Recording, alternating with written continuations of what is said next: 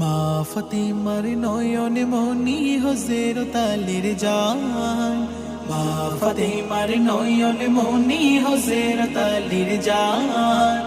ইমাম হোসেন শহীদ হলো কারবালার ময়দান, ইমাম হোসেন শহীদ হলো কারবালার ময়দান। দয়াল নবীর জবানে কারবালার বয়ানে, দয়াল নবীর জবানে কারবালার বয়ানে, আওলাদ রাসূল শহীদ হবে হাদিসে প্রমাণ। ইমাম হোসেন শহীদ হলো কারবালার ময়দান, ইমাম হোসেন শহীদ হলো